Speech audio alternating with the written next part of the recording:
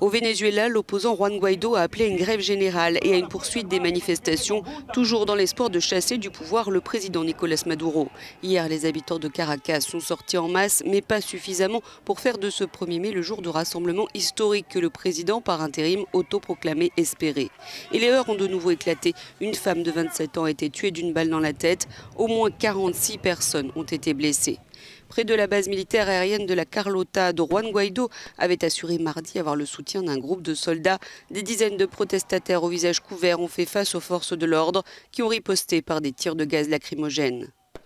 Après l'échec du soulèvement des militaires, un groupe d'insurgés a demandé l'asile à l'ambassade du Brésil. Pour l'heure, toujours aucun signe d'un ralliement plus large de l'armée à Juan Guaidó. Et des manifestations loyalistes ont aussi rassemblé des milliers de personnes. Ces pro-Maduro galvanisés par le discours du président qui promet la prison aux traîtres et qui dénonce une tentative de coup d'État fomentée par l'impérialisme américain.